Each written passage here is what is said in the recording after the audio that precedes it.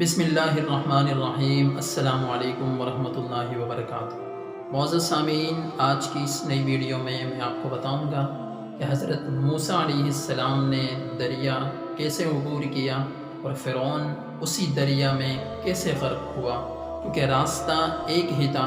موسیٰ علیہ السلام عبور کر گئے اور فرعون اسی دریا میں غرق ہوا۔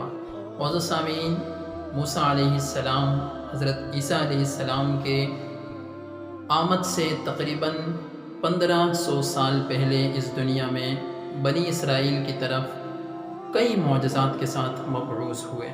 معزز سامعین، فرعون نے جب بنی اسرائیل پر طرح طرح کا ظلم کرنا شروع کیا تو اللہ تعالیٰ نے موسیٰ علیہ السلام اور بنی اسرائیل کو حکم دیا کہ یہ جگہ چھوڑ کر کہیں اور چلے جائیں، اور راستے ہی میں ہم فرعون کو غرق کرنے والے ہیں۔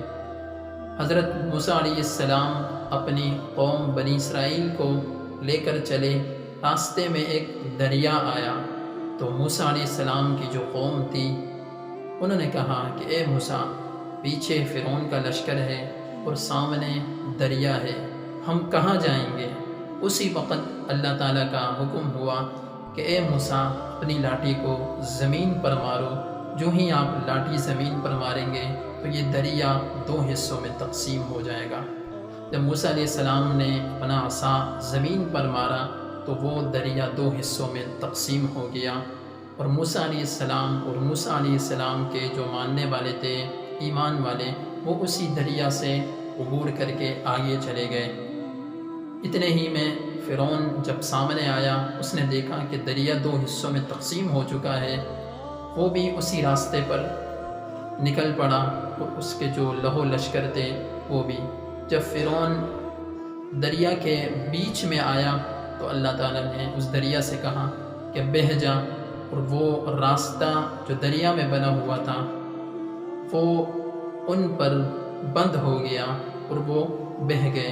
اسی طرح اللہ تعالیٰ نے وقت کا جو فرعون تھا، جو اپنے آپ کو انا ربکم الاعلیٰ، کہ میں ہی سب سے بڑا رب ہوں، وہ کہتا تھا، ایک معمولی سی دریا کے جھونک کے ذریعے جو ہے نا اللہ تعالیٰ نے اس کو اور اس کے لہو لشکر کو بہا دیا۔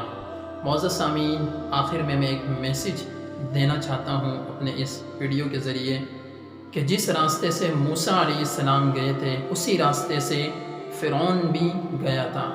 تو یہ ایک بات ذہن نشین کر دیں کہ راستے نہیں بچاتے، رہبر بچاتے ہیں، کیونکہ موسیٰ علیہ السلام اپنی قوم کے رہبر تھے، راستہ وہی ایک تھا، اسی سے حضرت موسیٰ علیہ السلام گزرے اور اسی راستے سے فرعون بھی جا رہا تھا۔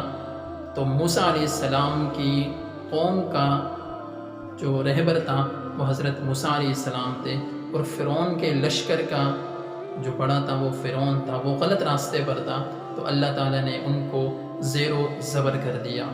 معزز سامعین، یہ تھی ہماری آج کی ویڈیو۔ اگر ہماری ویڈیو آپ کو اچھی لگی ہے تو ہمارے چینل کو سبسکرائب کریں اور بیل کے بٹن کو ضرور دبائیں تاکہ اسی طرح ویڈیو ہماری آپ تک پہنچتی رہے۔ جزاک اللہ۔ السلام علیکم ورحمۃ اللہ وبرکاتہ۔